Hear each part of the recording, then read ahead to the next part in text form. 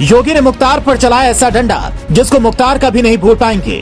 राज्य का एक एक अपराधी अपराध करने से पहले 200 बार सोचेगा। कहते हैं अपराधी कितना ही शातिर और खतरनाक क्यों ना हो, एक ना एक दिन सलाखों के पीछे होता है, क्योंकि जब पाप का घड़ा भर जाए तो वो भी एक ना एक दिन टूटता जरूर है।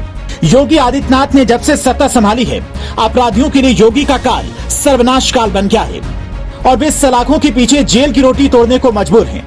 यूपी में अपराधियों और भू माफियाओं की बात जब भी होती है तो कई नाम सामने आते हैं।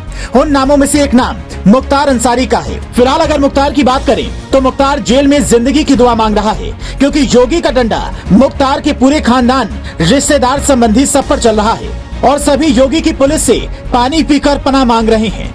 हालांकि अपराध की दुनिया में मुख्तार अंसारी एक बड़ी मछली की तरह है, जिसने अपने ऊपर लगे सभी अपराधों को शाम दंड भेद की तरह ताकत लगाकर उसे भेदने की कोशिश की और कई मामलों में कामयाब भी हुआ। लेकिन योगी की सरकार ने मुख्तार अंसारी की सारे पैतरे नाकाम ही साबित हुए हैं। एक वक्त था जब मुख्तार अंसारी की पूर्वांचल में तूती बोलती थी।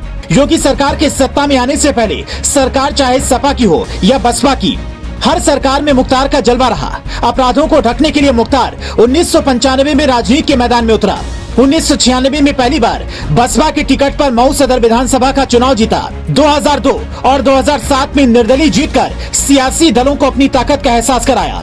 इस दौरान मुख्तार मुलायम सरकार के करीबी हो गया, लेकिन 2007 में मायावती के सत्ता में आते ही वो बसपा में शामिल हो गया। 2009 के लोकसभा चुनाव में बसपा सुप्रीमो मायावती ने मुख्तार को मुरली मनोहर जोशी के सामने वाराणसी में उतारा। यहाँ तक कि कभी किसी की तारीफ नहीं करने वाली मायावती ने एक जनसभा में मुख्तार को रॉबिन हुड बताया तो राजनीति गलियारों में सनसनी फैल गई। 2010 में मायावती ने अंसारी बंधुओं को फिर से किनारे कर दिया।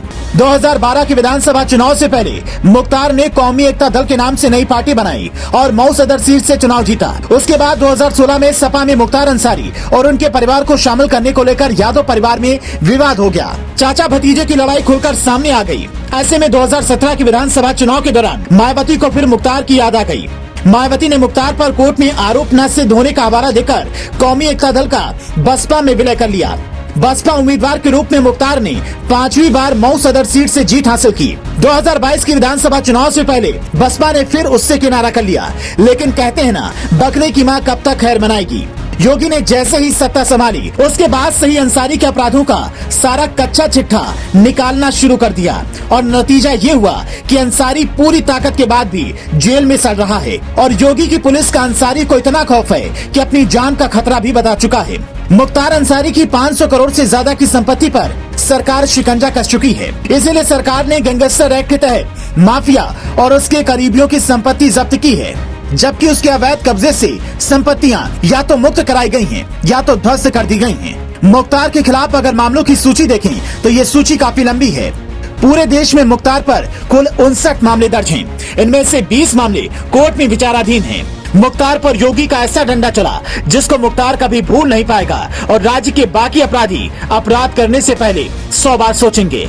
मुख्तार पर हुई योगी सरकार की इस कार्रवाई पर आपकी क्या राय है, हमें कमेंट करके जरूर बताएं और वीडियो को शेयर और लाइक भी करें। Special desk India 7 now.